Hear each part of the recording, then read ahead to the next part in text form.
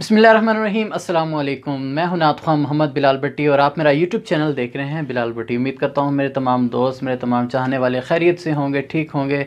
दुआ है अल्लाह करीम आपको बहुत सी बरक़ात से नवाज़े, अल्लाह करीम आपको हमेशा खुश रखे। नाट ट्रेनिंग के हवाले से मैं अपनी एक नई वीडियो लेकर हाज़िर हुआ हूँ। पहले तो मैं माज़रत चाहता हूँ कि आफ्टर अ लॉन्ग टाइम, बहुत ज़्यादा वक्त गुजरने के बाद मैं नाट ट्रेनिंग पर वीडियो दोबारा लेकर आया हूँ, लेकिन इंशाल्लाह ताला ये तसलसल जारी रहेगा। आज की वीडियो बहुत ज़्यादा इंपॉर्टेंट है। आज मैं आपको बहुत से ऐसे सीक्रेट ट्रिक्स बताने वाला हूं जिससे आप अपनी आवाज़ को बहुत ज़्यादा ग्रूम कर सकते हैं, बहुत ज़्यादा बेहतर बना सकते हैं, अपने अंदर बहुत ज़्यादा इम्प्रूवमेंट लेकर आ सकते हैं। तो इस वीडियो को कहीं भी स्किप मत कीजिएगा, एंड तक ज़रूर देखिएगा। एक एक पॉइंट बहुत ज़्यादा कीमती है। वीडियो को कर दें लाइक, चैनल पर नए हैं तो चैनल को करते हैं सब्सक्राइब। तो वीडियो को स्टार्ट करते हैं। वीडियो को स्टार्ट करने से पहले मैं आपको एक बात बताता चलूँ कि मेरे पास इन चीज़ों से हट कर भी आपको बताने के लिए बहुत सी टिप्स हैं, बहुत से रियाज़ हैं, बहुत सी एक्सरसाइजेज़ हैं जो आज तक मैंने अभी तक आपसे शेयर ही नहीं की। तो उन सीक्रेट्स को मैं शेयर तभी करूँगा जब इस वीडियो पे रिस्पांस अच्छा आएगा। रिस्पांस कैसे देना है कि आज की वीडियो के लिए मैं एम करता हूँ 300 लाइक्स का। इस वीडियो पर कम से कम 300 लाइक्स आने चाहिए। 300 लाइक्स आएंगे तो मैं नेक्स्ट वीडियो नाट ट्रेनिंग पर बनाऊंगा और देखते हैं आप कैसा रिस्पांस देते हैं मेरी इस वीडियो पर। तो 300 से ज़्यादा लाइक्स आ जाएं तो वेल एंड गुड, लेकिन कम से कम 300 तो आने चाहिए। आज की वीडियो में जो मैंने टॉपिक्स कवर करने हैं वो टोटल हैं 4। सबसे पहले जो दोस्तों को प्रॉब्लम होती है कि उनकी आवाज़ में कपकपाहट है, शिवरिंग आती है, वाइब्रेशन आती है, उसको कवर करने के लिए मैंने आपको आज बहुत ही मुफीद नुस्खा देना है। दोस्तों, बारहा मैं अपनी वीडियोस में जैसा कि तज़किरा कर चुका हूं कि आवाज़ की वाइब्रेशन, कपकपाहट, ये आवाज़ का नक्स है, इसको दूर करना चाहिए। नात पढ़ते हुए या तकरीर करते हुए या कुछ भी सिन्फ पढ़ते हुए आपकी आवाज़ अगर कांपती है, बेजा वाइब्रेशन का शिकार है, तो ये एक बहुत बड़ा नक्स है, इसको दूर करना बहुत ज़्यादा ज़रूरी है। तो जब मैंने इस गलती की तरफ निशानदेही करवाई तो मेरे बहुत से दोस्तों ने इस चीज़ को सराहा और कहा कि आपने हमारी गलती को पॉइंट आउट किया, आपका बहुत शुक्रिया, हमें पता लग गया कि हमारी आवाज़ कपकपाती है और ये बहुत बड़ा नक्स है। लेकिन बिलाल भाई, इस नक्स को दूर कैसे किया जाए, इसके बारे में भी तो बताएं। तो आज इसी के हवाले से मैं बताऊंगा। और इसके अलावा जैसा कि मैंने अपनी एक वीडियो में अर्ज़ किया था कि जिनकी आवाज़ नाक में हो, जो टोटली नाक से पढ़ते हैं, क्योंकि नाक से पढ़ना वो टोटली गलत है। चंद एक अल्फाज हैं जिनका ऐलान नाक से होता है, बाकी ओवरऑल तमाम अल्फाज हमने गले से या सीने से अदा करने होते हैं। तो बहुत से दोस्तों ने इस पॉइंट पर भी मुझे बहुत मोहब्बतों से नवाजा कि आपने हमारी एक बहुत बड़ी गलती को पॉइंट आउट किया है और हमें पता लग गया। तो हम इतने अरसे से नाक से पढ़ते आए थे, तो हम तो ये परफॉर्मेंस हमारी इसीलिए मुतासिर होती थी। तो आप बिलाल भाई हमें ये भी बताएं कि हमें नाक से आवाज़ कैसे निकालनी है, यानी हमें ये आदत हमसे छूट जाए। जिनको ये प्रॉब्लम है उनके लिए भी मैं बहुत ही मुफीद नुस्खा और बहुत ज़बरदस्त किस्म का रियाज लेकर आया हूँ। एक और बड़ा इंपॉर्टेंट क्वेश्चन मुझ तक पहुँचा था कि बिलाल भाई, महफिल में पढ़ते हुए जब हम पब्लिक से कहते हैं कि आप भी पढ़ें, हम खामोश हो जाते हैं। जब पब्लिक पढ़ती है तो किसी का सुर ऊँचा होता है, किसी का नीचा होता है, किसी की वॉइस की फ्रिक्वेंसी हाई होती है, किसी की लो होती है। तो जब हम दोबारा कंटिन्यू करते हैं अपनी नात को तो हम अपना सुर भूल जाते हैं। अगर पब्लिक में कोई ऊंचे सुर से पढ़ा तो हम उसी का सुर स्टार्ट कर देते हैं, तो हमारी सारी परफॉर्मेंस जो है वो ख़राब हो जाती है। इसके हवाले से क्या करें, इस प्रॉब्लम को फिक्स करने के लिए भी मैं आज आपको बहुत ज़बरदस्त एक्सरसाइज बताने वाला हूँ। और जो लास्ट में एक एक्स्ट्रा टिप है, बोनस टिप है, वो भी आपके बहुत काम आएगी।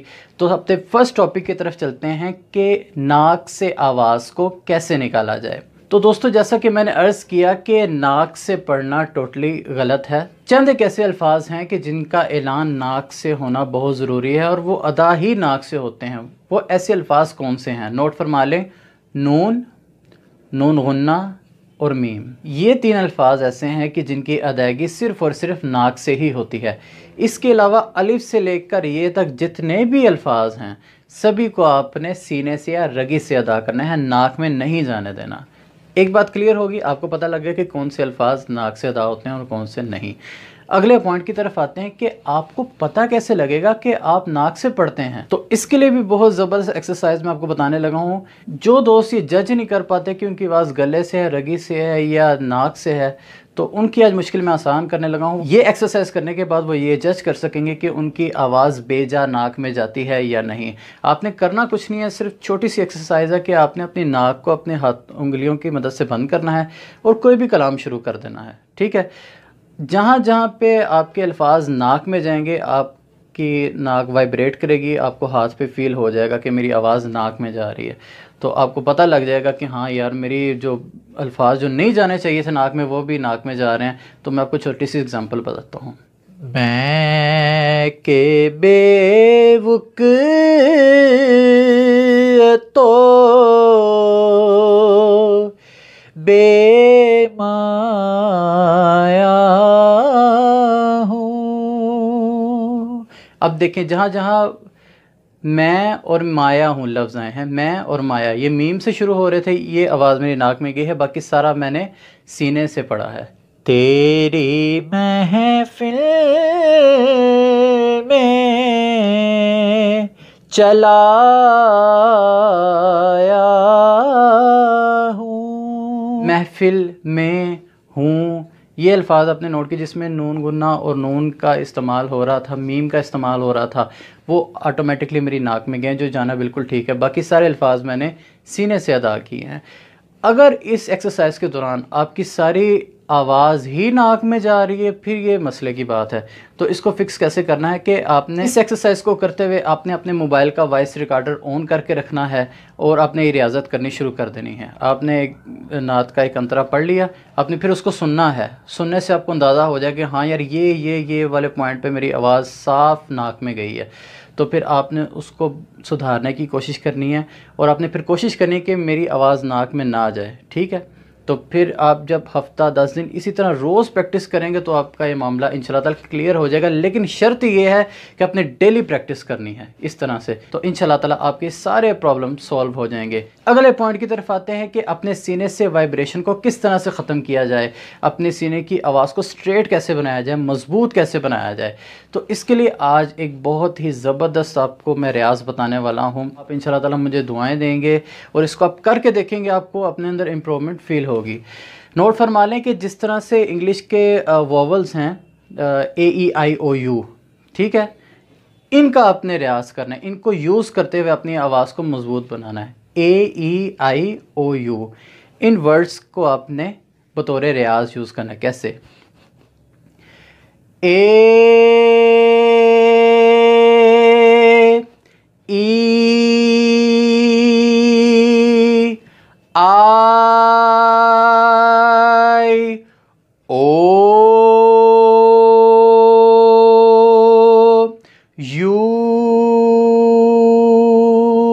ठीक है, इससे आपकी आवाज़ बहुत ज़्यादा बेहतर होगी, आपके तमाम आकार दुरुस्त हो जाएंगे। ये बात मैं अपनी तरफ से नहीं कह रहा, ये रियाजत बताई है आलम इस्लाम के अजीम नात खां प्रोफेसर अब्दुल रऊफ रूफ़ी साहब ने। एक कंपटीशन को वो जज फरमा रहे थे, तो उन्होंने वहाँ पर ये बात फरमाई कि आकार की प्रैक्टिस, सीने को मजबूत करने की प्रैक्टिस के लिए इंग्लिश के वोवल्स का आपने यूज़ करना है, तो आपको इंशाल्लाह ताला बहुत ज़्यादा फ़ायदा हासिल होगा।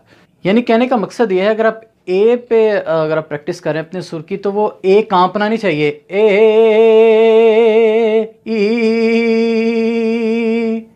आई ओ यू, ये जानबूझकर मैंने अपनी आवाज़ को कपकपाहट का शिकार किया ताकि आपको फील हो। अगर आपके वर्ड्स इस तरह से कांप रहे हैं तो आपकी आवाज़ में कमज़ोरी है। जब तक आपका ए में ना बदल जाए तब तक आपने ए पे प्रैक्टिस करनी है। आपका ए मजबूत हो जाए फिर ई पे प्रैक्टिस करनी है। जब आपका ई मजबूत हो जाए फिर आपने आई पे प्रैक्टिस करनी है। आई मजबूत होने के बाद आपने ओ पे प्रैक्टिस करनी है, फिर आपने यू पे प्रैक्टिस करनी है। इस तरह से आप देखेंगे कि आपकी आवाज़ में बहुत ही ज़्यादा इंप्रूवमेंट आएगी। ये शायद सुनने में आपको इतनी आम सी बात लग रही हो, लेकिन जब करने बैठेंगे तो आप खुद कहेंगे यार वाकई बड़ी काम की चीज़ है। अगला क्वेश्चन जो मुझे एक भाई ने कॉमेंट किया था कि बिलाल भाई, महफिल में नात पढ़ते हुए जब हम पब्लिक से पढ़वाते हैं तो जब हम दोबारा अपनी हाज़िरी को कंटिन्यू करते हैं तो हम अपना सुर भूल जाते हैं, तो इसके लिए आप क्या रिकमेंड करते हैं? तो प्यारे भाई, मैं आपसे भी मुखातिब हूँ और जितने मेरे देखने वाले व्यूवर्स हैं उनको मैं ये बताता चलूँ, पब्लिक में हर तरह के लोग बैठे होते हैं, बच्चे भी, बूढ़े भी, जवान भी। हर किसी की वोकल क्वालिटी डिफरेंट होती है। किसी कोई हाई फ्रीक्वेंसी वाला होता है, मतलब छोटे बच्चे, और लो फ्रिक्वेंसी वाला जैसे हम मर्द हजरात को सुर भूल जाता है। वो क्या करें? आप फॉर एग्जांपल, अब मैंने कलाम शुरू किया, मेरे लिए मेरे आका ने बात की हुई है। आप भी मेरे साथ मिलकर पढ़िए। मैं खामोश हो गया, पब्लिक पढ़ रही है। अब पब्लिक में बारीक पढ़ने वाले भी हैं। जितनी देर पब्लिक पढ़ रही है आपने उधर ध्यान नहीं देना। जितनी देर पब्लिक पढ़ रही है आपने अपने मुंह में अपने सुर को गुनगुनाते रहना है जहाँ से आपने छोड़ा था।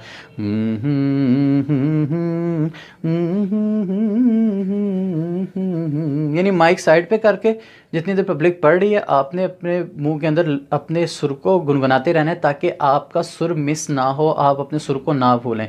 जैसे ही पब्लिक ख़त्म करे आपने उसी गुनगुनाते हुए सुर को वोकल की सूरत में ले आना है। आपका सुर इंशाल्लाह ताला ख़राब नहीं होगा। जहाँ से आपने छोड़ा था वहीं से आप स्टार्ट कर पाएंगे। लास्ट बोनस टिप ऐसे दोस्तों के लिए है जो नात कॉम्पिटिशन्स में पार्टिसिपेट करते हैं और उनको अनफॉर्चुनेटली कामयाबी नहीं मिलती, पोजीशंस नहीं मिलती और उनको तनकीद का सामना करना पड़ता है।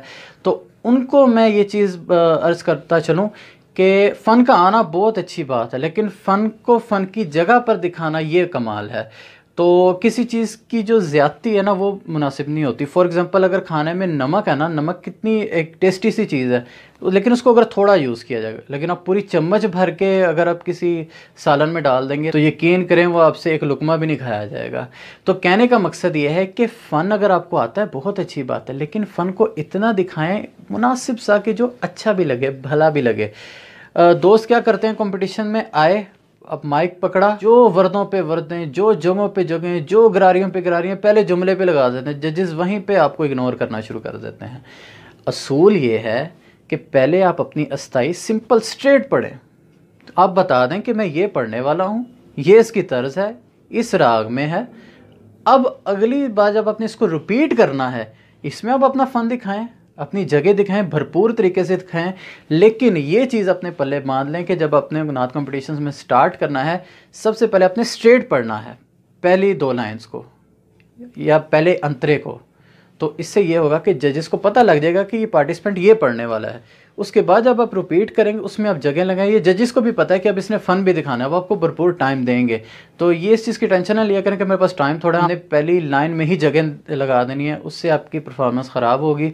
तो इस चीज़ का भरपूर ख्याल रखें। उम्मीद करता हूँ आपके सारे पॉइंट्स क्लियर हो गए होंगे। तो वीडियो को शेयर भी कर दीजिएगा। फिर किसी वीडियो में इंशाल्लाह ताला आपसे मुलाकात होगी।